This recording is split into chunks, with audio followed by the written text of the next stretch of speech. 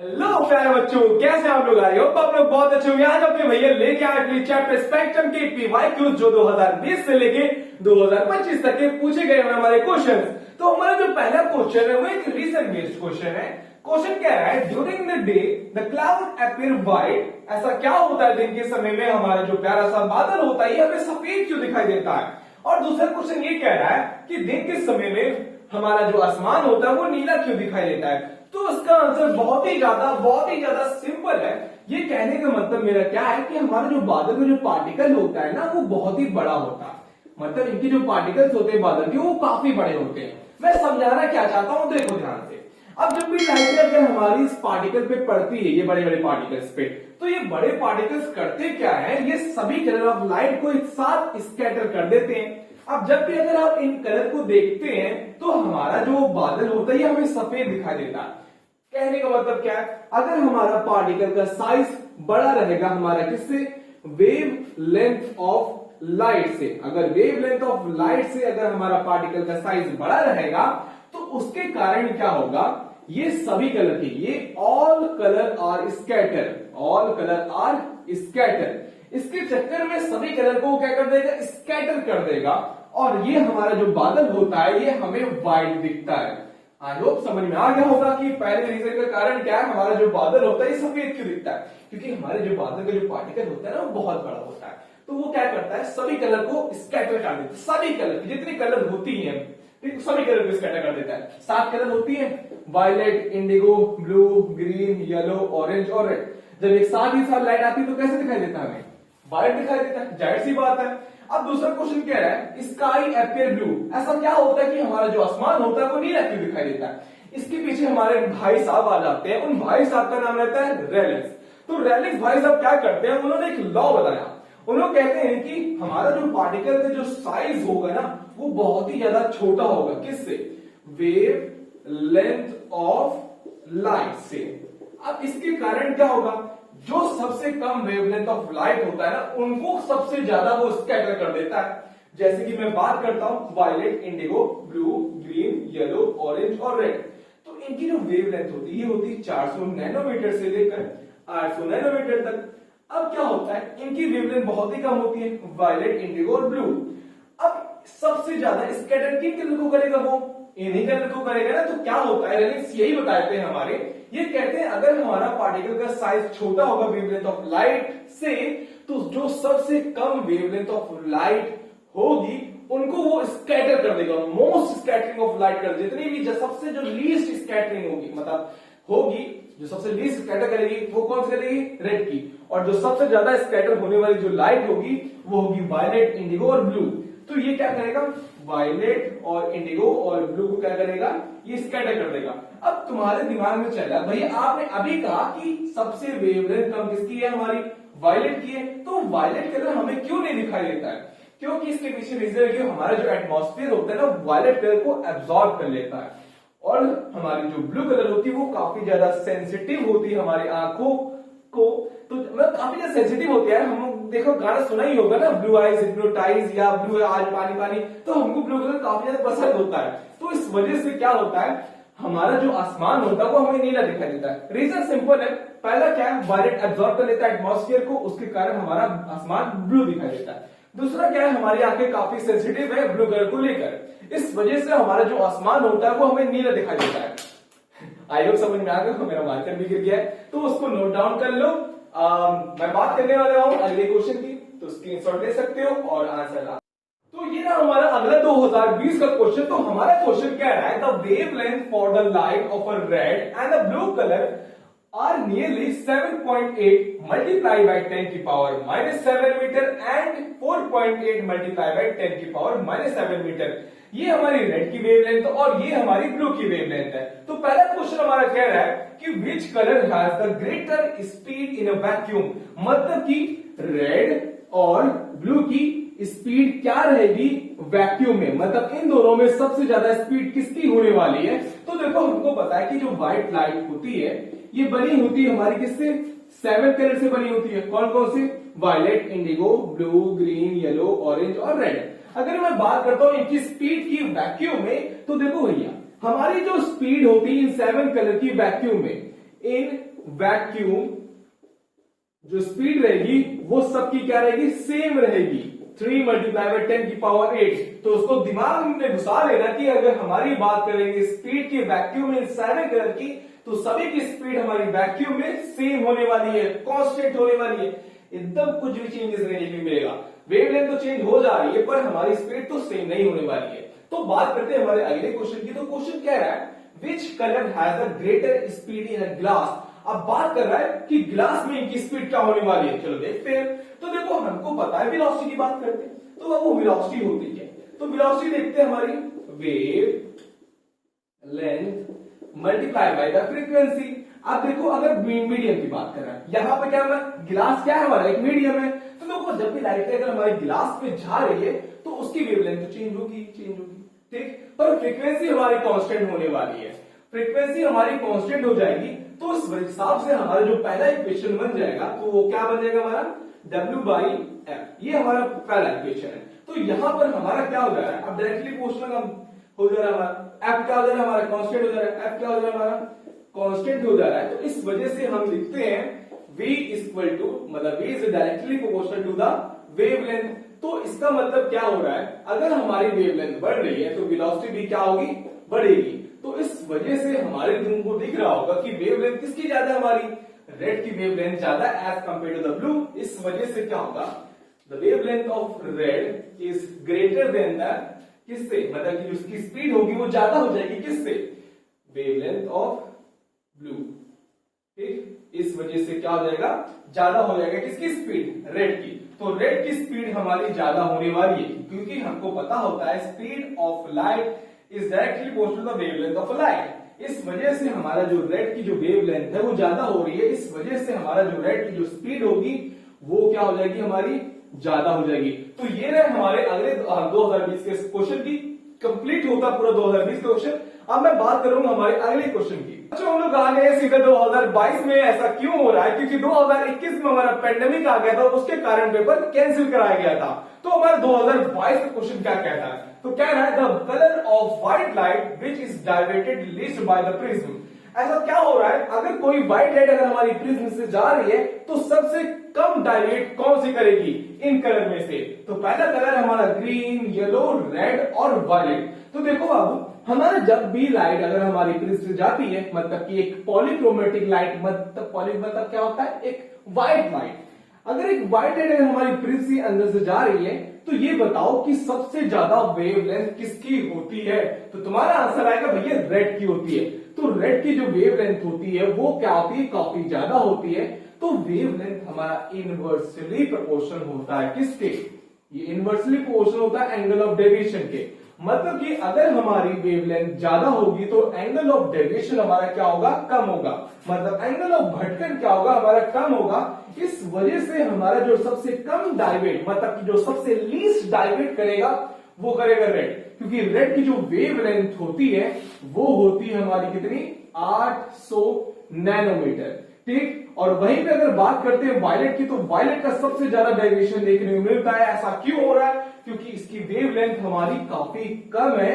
इस वजह से एंगल ऑफ डेविएशन हमारा बहुत ज्यादा देखने को मिलता है। तो आई होप आपको इस क्वेश्चन का आंसर मिल चुका होगा कि सबसे लीस्ट डाइवेट कौन सी कर रही है, हमारी रेड। रीजन भी बता दी ऐसा क्यों हो रहा है। अब मैं बात करने वाला हूं दूसरे क्वेश्चन की। तो the wavelength range of visible light is, इसका आंसर आपको तो पता चल ही चुका होगा, ऐसा क्यों हो, इसका रेंज क्या होने वाला है हमारा। तो wavelength of range of visible light क्या होगा हमारा, ये होगा हमारा 400 नैनोमीटर से लेके 800 नैनोमीटर तक रेंज होगा। बताया था ना कि हमारा रेड का रेंज 800 नैनोमीटर, तो वही हाथ वायलेट का क्या हो जाता है हमारा 400 नैनोमीटर हो जाता है, ठीक। अब बात करते हैं हमारे तीसरे क्वेश्चन की। तो कह रहा है तुमको रेशियो बताना है वेलोसिटी ऑफ लाइट का, जिसकी वेवलेंथ होगी 400 नैनोमीटर से लेकर 800 नैनोमीटर, कहां पर, वैक्यूम में। तो रेशियो बहुत सिंपल है। देखो अगर मैं किसी लाइट की बात करता हूं तो उसकी जो स्पीड होगी, उसकी जो वेलोसिटी होगी वो कांस्टेंट होगी वैक्यूम में। कोई भी कलर होगा उसकी जो कलर होने, उसकी स्पीड जो होने वाली है वो कांस्टेंट रहेगी इन वैक्यूम में। तो उस वजह से हमारा जो रेशियो बन जाता है 1:1 का बन जाता है। क्योंकि स्पीड हमारी कांस्टेंट होने वाली है वैक्यूम में, तो उसका जो रेशियो बनेगा 1:1 मिलेगा। आई होप आपको 2022 में भी सारे क्वेश्चन को समझ में आ चुका होगा। ये सारे क्वेश्चन हमारे एमसीक्यू 22 पूछे गए 2022 में, और ये सेमेस्टर फर्स्ट में पूछा गया था, क्योंकि 2022 में हमारा सेमेस्टर वाइज पेपर हुआ था। उस सेमेस्टर वाइज फर्स्ट में हमारे पूछा गया था, सेमेस्टर 2 में दूसरा टाइप में अलग चैप्टर पूछे गए थे। तो बात करते हैं हमारे अगले क्वेश्चन की। तो बात करने वाले हमारे 2023 के क्वेश्चन की। तो हमारा 2023 का क्वेश्चन क्या कह रहा है? कह रहा है speed of blue light in water. कह रहा है अगर एक ब्लू लाइट वाटर के अंदर जा रही है तो उसकी स्पीड क्या होने वाली है, ये पूछ रहा है तुमसे। क्या हमारी उसकी स्पीड ग्रीन कलर से ज्यादा हो जाएगी, क्या वो वायलेट कलर से ज्यादा हो जाएगी, क्या वो ऑरेंज कलर से ज्यादा हो जाएगी, कि लास्ट क्या वो रेड कलर से ज्यादा हो जाएगी?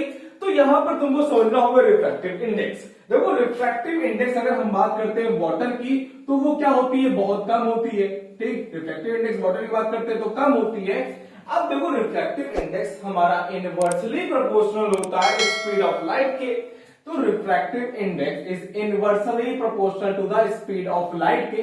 तो यहां पर वाटर की जो रिफ्रैक्टिव इंडेक्स होती है वो क्या होती है, काफी कम होती है। जब ब्लू लाइट रे हमारी वाटर के अंदर जा रही है तो उसकी रिफ्रैक्टिव इंडेक्स कम है, और वहां से क्या होगा, हमारा वो वायलेट कलर से ज्यादा हो जाएगा। ये रहा इसका आंसर। तो अब बात करने वाले हैं हम दूसरे क्वेश्चन की। ये समझ में आया? अगर नहीं कोई भी डाउट बन रहा होगा, मैंने जितना अभी तक कॉन्सेप्ट समझाया तो कमेंट बॉक्स पर बताया भैया हमें यहाँ डाउट है, मैं उसको पर्टिकुलर वीडियो बना दूंगा। तो दूसरा क्वेश्चन क्या कह रहा है?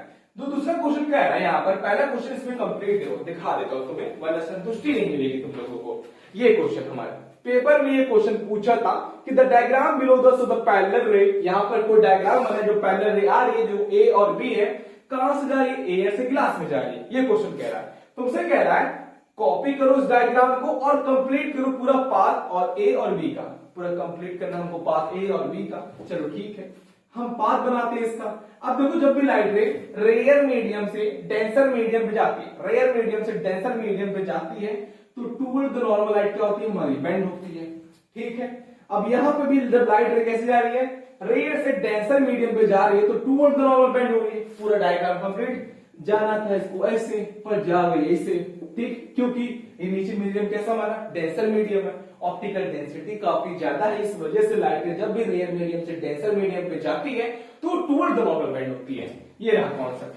तो दूसरा क्वेश्चन हमसे कह रहा है कि how do the speed of रे डिफर, मतलब दोनों की स्पीड में क्या फर्क रहेगा। देखो यहां पर ना ऑरेंज कलर की जो स्पीड रहेगी वो ज्यादा रहेगी, किससे, ब्लू कलर से, क्योंकि इसकी जो वेव लेंथ होती है वो ज्यादा होती है किससे, ब्लू से। इस वजह से क्या होता है, ऑरेंज कलर की स्पीड ज्यादा होगी ब्लू कलर से।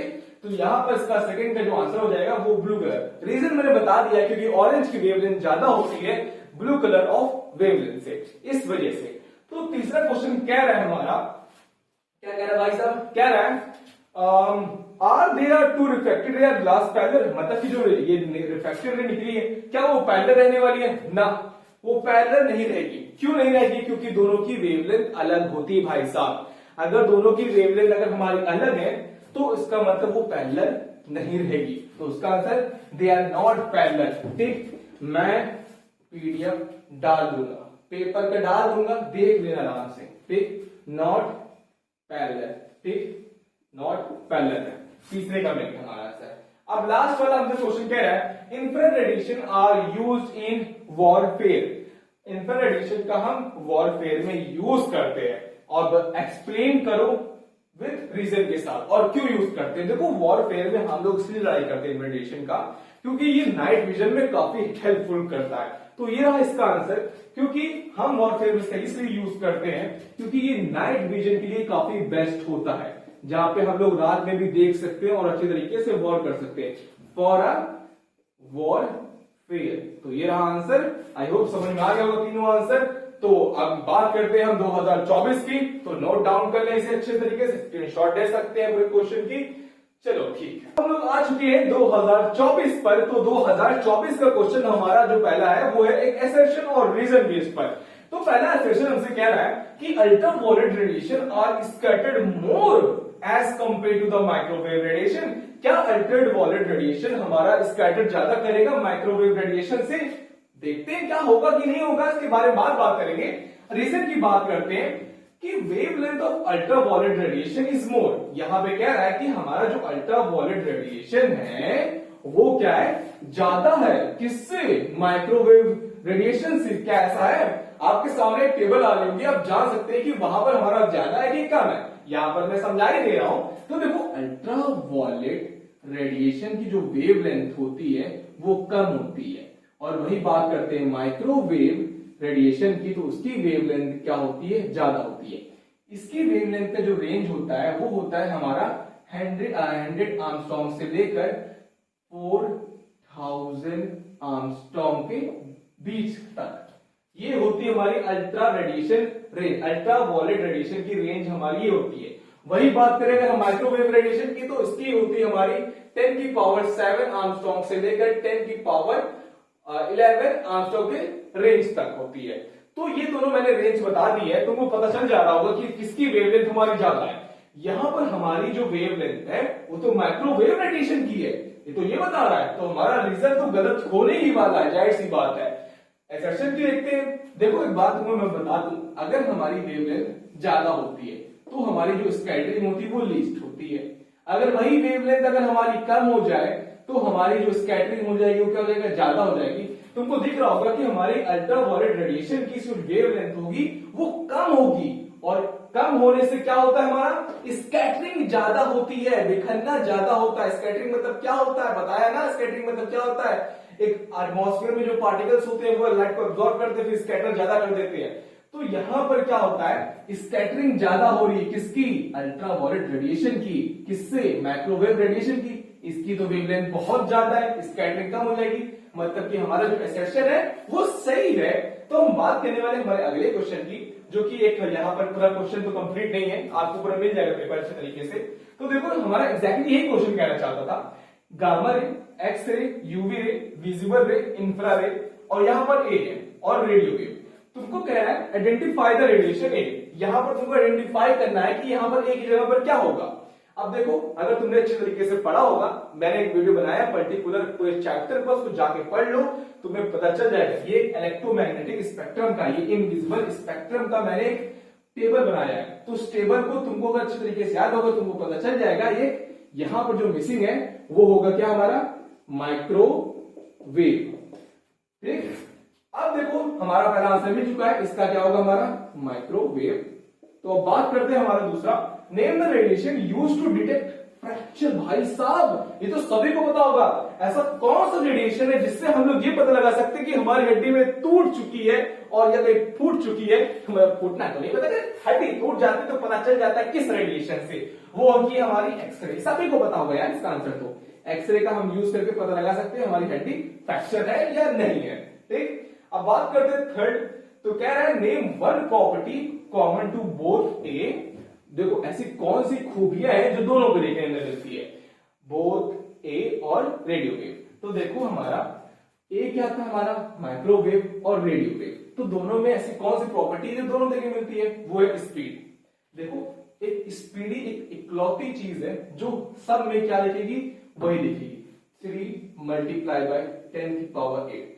सबकी स्पीड क्या होगी, हमारी सेम रहेगी, 3 मल्टीप्लाई 10 की पावर 8। तो यही हमारी कॉमन प्रॉपर्टी है जो दोनों के अंदर देखने में मिलती है। तो ये रहा थर्ड, स्पीड क्या रहेगी, हमारी सेम रहेगी। लिख लेना आंसर, स्पीड 3 मल्टीप्लाई बाय 10 की पावर 8, स्पीड इज सेम। बस यही हमारी कॉमन प्रॉपर्टी है। अब बात करते हैं हमारे लास्ट 2024 के क्वेश्चन की, जो कि कह रहा है कि हम लोग रेड कलर को क्यों यूज करते हैं एज अ डेंजर सिग्नल एक स्काई स्क्रैपर। मतलब एक बिल्डिंग पर हम लोग क्यों यूज करते हैं एक रेड कलर की लाइट को। आंसर बहुत ही ज्यादा आसान है, इसका आंसर सिर्फ ये है क्योंकि जो रेड कलर की जो लाइट होती है वो स्कैटर बहुत लीस्ट करती है। स्कैटर क्या करेगी, लीस्ट करेगी। अब मैंने बताया था स्कैटर क्यों लीस्ट करेगी, क्यों बताया था बताओ, क्योंकि इसकी जो रेड की जो वेवलेंथ होती है वो क्या होती है, ज्यादा होती है। इस रेड की जो वेवलेंथ होती है वो ज्यादा होती है, इस वजह से स्कैटर लिस्ट करेगी। और इसकी मदद से जब स्कैटर लिस्ट करती है ना तो वो लॉन्ग ट्रेवल डिस्टेंस कर सकती है। इस वजह से क्या होता है, जब भी कोई एरोप्लेन जाती है ना तो देख के पहचान सकते हैं, अच्छा वहां पे फ्लोर है तो टेक ऑफ नहीं करते उस जगह पर जाकर अच्छी तरीके से। ठीक, तो इस वजह से हम लोग इसको यूज करते हैं as a danger signal of skyscraper on the building top. ठीक, समझ में आ गया। अब बच्चों में बात करने वाला हमारे 2025 की क्वेश्चन की, जो कि होने वाला है बहुत ज्यादा इंपॉर्टेंट तुम्हारे 2026 बोर्ड के लिए। तो पहला क्वेश्चन जो हमसे कह रहा है which one of the following combination is the correct ascending order of electromagnetic wave in the term of wavelength.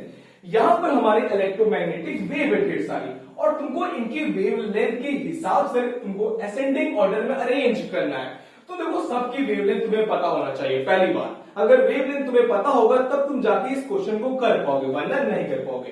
तो जैसे कि हमको पता है जो सबसे छोटी जो वेवलेंथ होती है वो होती है किसकी, गामा रे की। तो गामा रे की जो वेवलेंथ होती है वो होती है 0.1 आर्मस्ट्रॉन्ग, ध्यान देना।